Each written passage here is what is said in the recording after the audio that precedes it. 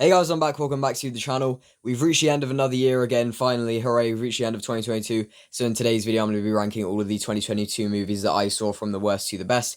There are lots of movies from this year that I have not seen. I have not seen every movie from this year that I want to see, but I've seen the majority of the ones that I want to see. So I'm going to be ranking them in today's video. I'm not going to be talking about my thoughts in huge detail because this video is already going to be long enough. And I will keep my thoughts mostly spoiler-free, and if I ever get into any spoilers at any point, I'll give a spoiler warning beforehand, but, I highly doubt I will do it that much. But yeah, without further ado, let's begin with this ranking video. So in last place, to the surprise of absolutely no one, we have Morbius, and yeah, this movie absolutely sucks. I'm just kidding, this is first place. I'm actually doing it best to worst. This is the best movie of the year. I can't even joke about this movie anymore. This film actually sucks. Like, I hate it. Like, it is really, really, really bad. There are so many issues with it. The CGI is awful. The pacing is awful. The acting is mostly quite awful, although Matt Smith seems to be having a better time in this movie than, like, everybody else in the cast. And it's so terrible. And I think one of the main issues, or probably the main issue with the pacing, is that, like, the first kind of 40 minutes is, like, really fast-paced, but you still have, like, an hour of the movie after that, and so it just kind of doesn't really know what to do for the rest of that runtime. I don't really know what to say. I don't want to talk about this anymore because Morbius sucks, not good, worst movie of the year, don't watch it, that's all you need to know. Next up we have Moonfall, and by the way, sorry about how low quality the images are on screen for the posters. I save the images in higher quality than they're shown on screen, but for some reason for the app I use to make videos, when you expand them to this size, they become more low res for some reason. I don't know why that is, sorry about that. But yeah, Moonfall, I don't think I've ever spent how do I word this? I don't think I've ever spent longer thinking about a disaster movie after I've seen it than this film, if that makes sense. Like, I was thinking about this for quite a bit of time after I saw it, actually, because I couldn't quite decide what I thought about it. But I realize I just kind of have, like, mixed feelings on it as a disaster movie. Like, you can't really, well, at least for me, I don't really judge natural disaster movies on the same level as, like, other movies that much, because, for me, I kind of judge them by natural disaster movie standards, because, like, basically every natural disaster movie, or disaster movie is just, like, incredibly stupid, dumb, and illogical, which this movie is. So, I kind of judge them all by natural disaster movie standards. And, by those standards, this movie is, like, yeah, kind of mixed. The thing is, right, is that it doesn't take itself too seriously, and it knows that it's stupid, which I always like to see in natural disaster movies. But, like, some of the visuals are, like, not great. The pacing is also just not good at all, and, like, it's just not a lot of fun in some parts, but it also is quite a lot of fun in other parts. So yeah, I just have, like, mixed feelings on this one overall. Next up we have Black Adam. This is definitely controversial. I get the fact a lot of audiences really loved this movie. I thought it was crap. Like, I really did not like this film whatsoever. I just found it, like, so dull, and it somehow proved that the CGI rock destroying things for, like, over 2 hours is somehow not entertaining and is somehow boring. Like, I just found it very dull, very just uninteresting. A lot of the stuff just, like, it wasn't fleshed out properly. Like, there were a lot of, like, kind of plot lines and characters that, like, I didn't care about. And yeah, overall, I don't have much to say about this one. I just really didn't like it that much at all. Oh no, next up we have Avatar: The Way of Water. I forgot to mention this at the beginning of the video, but all of the, the reviews for films from this year, that I actually did reviews on, will be linked in the description below. If you want to hear my thoughts on this film, please just go to my review. Like, I hate telling people to go to a different video to hear my thoughts, or, like, whatever on something in, a different video. Like, I hate doing that. I'm sorry, guys, but, like, please just do it if you want to hear what I think of it, and you may understand why I really just don't want to talk about this one. Next up, we have Jurassic World Dominion, easily the most disappointing film of the entire year for me personally, especially as this was hyped up as being, like, the, as it says on screen, on the poster on screen, the epic conclusion of the Jurassic era.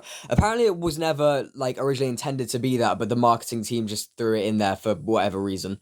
But, like, I don't care. This film was still very disappointing to me. I really didn't like it. It just had a load of issues, and just it just overall, this was the most disappointing film of the whole year for me. Next up, we have Thor: Love and Thunder, a film that I like so much less than I did when it came out. I didn't even like it that much when it came out. But it's entertaining enough and it's fun enough when you're actually watching it. But like, it is really, really annoying, and just like thinking about it more, it's so annoying. And yeah, this is definitely the point where everyone is kind of agreeing the MCU is just like, what has happened to the MCU? Lightyear, a film that is just as bad as I thought it would be, maybe worse. I mean, I don't think it's terrible, but like when I saw the trailer for this film, I just my first thought was that like this film is probably gonna like think it's way more impressive than it actually is, and that's just kind of how the film turned out in my opinion.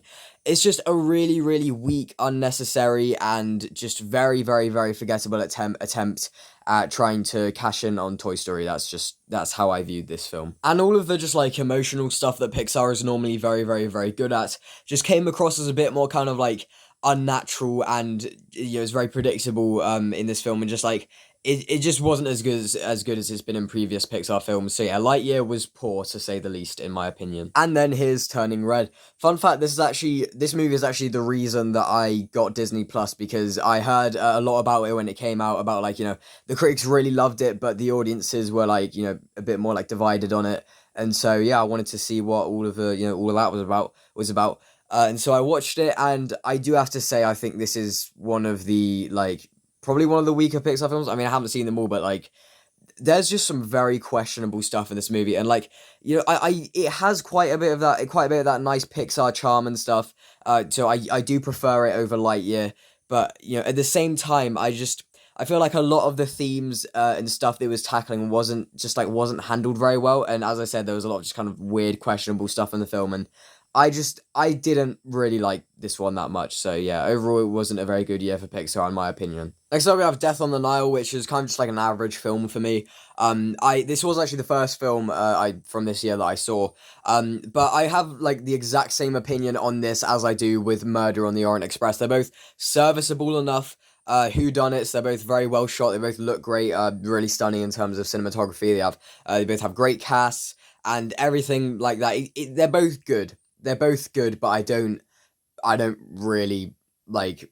I don't think they're anything much better than good. But yeah. Huge leap in quality now we have Prey. I haven't actually seen any of the other Predator sequels except for Alien vs. Predator, but I know for a fact this is better than like the majority of if not all of the other Predator sequels, because this just resets things back to the basic formula of like the first one and stuff. And the sequels just got like very outlandish and very silly. So this film is definitely not that. It is absolutely not as silly as something like Alien vs. Predator. But yeah, I think this was just a really great Predator movie. It had some really great kills in that. I could have done with it being like a little bit gorier, but maybe that's just me. The kills themselves were very good. And yeah, not much to say about this one other than it is a really, really good Predator sequel. Some of the CGI was definitely bad, but this was a pretty good movie. Violent Night, easily the best Christmas film of all time. No, it's not, but this is a really, really just fun movie.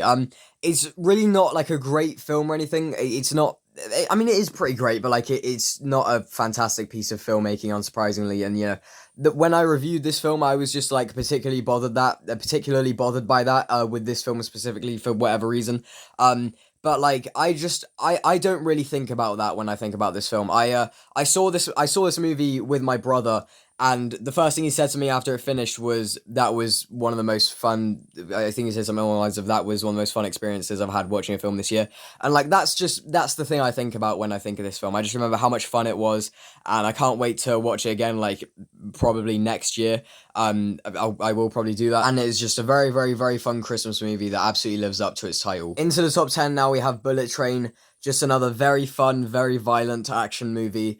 That has it has a few issues. I think the main issue is its storytelling, where it like tries so hard to tell its story in like a really witty and fun way that it's more focused on doing that than it actually is on telling a good, well-crafted story. But I didn't really care that much because I just thought this was a very fun action movie. Brad Pitt was really great in it, and so is like everyone else in the cast. And yeah, this is absolutely a film that is worth a watch in my opinion. Next up at number 9, we have Doctor Strange in the Multiverse of Madness. This was my most anticipated film of the year, and I can see why so many people were so endlessly disappointed by this film. I don't care. I really liked it. I honestly found this to be a very enjoyable, very entertaining film. I will say it had a lot of very annoying plot contrivances. It did a lot of annoying things with quite a few of its characters, and I can see why so many people dislike this film so much. And there is quite a bit about this film that I do dislike a lot. But overall, I just love seeing all of the Sam Raimi stuff in an MCU film, and I love just like the horror elements and stuff. And I thought it was just very, very, very entertaining overall. Next up, we have Black Panther: Wakanda Forever, a solid enough tribute to Chadwick Boseman, and I would honestly consider this to be like about as good as Multiverse of Madness, to be honest with you. But I do slightly prefer this one to Multiverse of Madness just because it doesn't have all of those annoying plot contrivances and stuff that Doctor Strange in the Multiverse of Madness has. But overall, this was a pretty great MCU film. A lot better than some of the other stuff in Phase 4. And yeah, this was, as I said, a solid enough tribute to Chadwick Boseman that I did enjoy quite a bit. Also, the cast here is fantastic. Great job, Angela Bassett. Next up at number 7, we have Sonic the Hedgehog 2. Literally the sickest movie of the year. I had no idea how well Sonic the Hedgehog from 2020 was going to work, even after they'd fixed that god-awful design for Sonic. But it was great. I had even lower expectations for the sequel, and it was great. This is just a very fun, very entertaining movie. I hate the whole, I do hate the whole subplot with the wedding. It's just like, it didn't really need to be there, and it doesn't have much of a point at all. But other than that, this is a quite a fun and quite an entertaining movie. So yeah, absolutely, it deserves to be in the top 10. Then we have Scream. This movie did a truly fantastic job at bringing the Scream franchise into this era and the 2020s decade and all that. Yeah, it did it so well, in my opinion. I loved how it was like, it was very much a requel. It was like more of an actual requel than I was actually expecting. It really doesn't follow Sydney and Gale and stuff like as much as the previous movies did. It's a very, very entertaining Scream film. It has some of the best meta stuff the franchise has done. Minor spoilers here for like one of the jokes in the film, but like that dead meat cameo, that James A. Janice cameo, and just like commenting on Stab 8, that was fantastic. But yeah, I thought this was a really, really great Scream requel. It is probably my second least favorite Scream movie, not because this one is weak, but just because the others are so great. But yeah, I really, really liked this movie. Then we have The Unbearable Weight of Massive Talent, which has easily one of the best titles of any film this year, alongside Doctor Strange in the Multiverse of Madness, and like probably Everything Everywhere All at Once as well. But yeah, this was a very, very, very entertaining comedy film. I found it to be so much fun. I loved all of the meta stuff in it as well. I do think there are a couple parts where it kind of slows down the momentum of the story just for jokes, and there are a couple small things like that which I didn't really like about in the film that much. But overall, it was a very entertaining film that I am very glad I watched, and I do highly recommend it. Into the top 5 now, we have The Batman, a pretty excellent superhero film from the start of the year, which really just, it made me want more, and I think that's, when a film makes you want more, I think it's going to be a pretty great film. I want more superhero films like this now, longer films with, like, more kind of complex stories with less action, and just like, I will say I think 3 hours might have been like a little bit long. I do think it has a couple of issues with its pacing and its structure, but overall I thought it was a pretty great superhero film and a great Batman film. I loved how it was just like a straight up like Batman detective story. Robert Pattinson is really great as Batman, and yeah, I just want more superhero movies like this, and it also had a really great Batmobile chase in my opinion, so yeah, this absolutely deserves to be in the top 5 in my opinion. Then we have Glass, Onion, and Knives Out Mystery, another truly great whodunit comedy film in my opinion.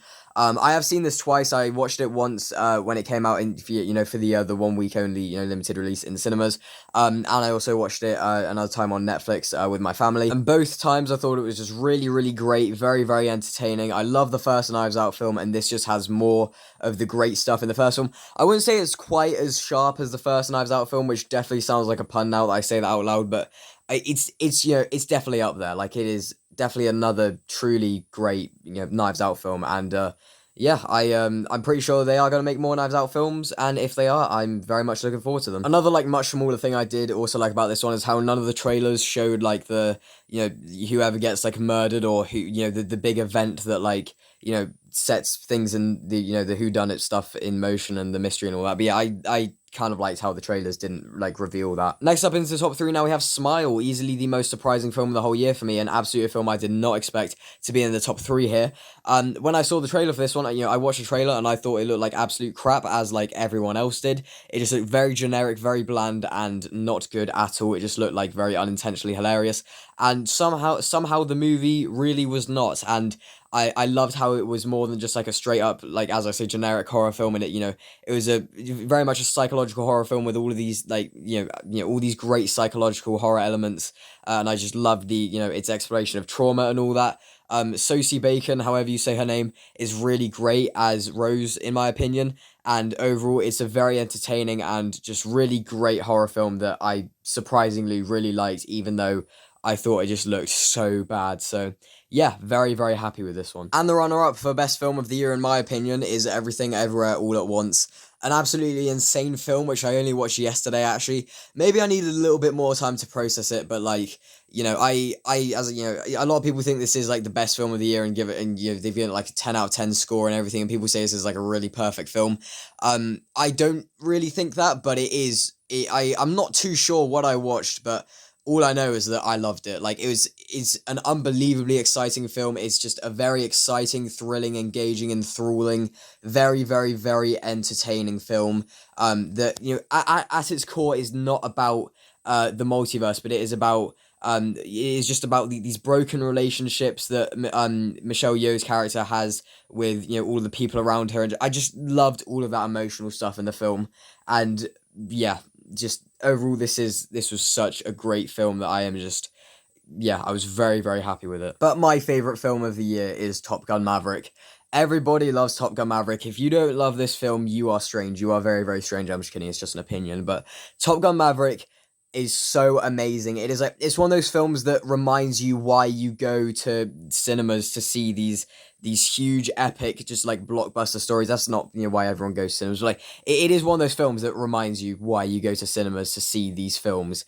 And I am not even a Top Gun fan, but like I very much respected how this had a lot of stuff in here for the fans, and like a lot of really great, well-handled fan service, and just a lot of really great emotional stuff in this film to go alongside the phenomenal air sequences. And I am just overall really, really, really happy this film has just been getting the praise that it absolutely deserves. And like I see like a lot of videos on YouTube of people just praising this film, and I am so happy about that, because this film absolutely deserves all of that praise, in my opinion. It is just an absolutely fantastic film. It is absolutely terrific in every conceivable way. That review on the poster on screen does not lie. I'm gonna have to leave it there because this is a long video by my standards and I only have so much storage space. So yeah, thank you very much for watching this ranking video. If you did enjoy, please do remember to like, comment, share, and subscribe if you want to. Feel free to rank the films you saw this year in the comments below, or at least tell me some of your favorites if you want to, or least favorites. Thank you very much for watching, and until next time, bye bye.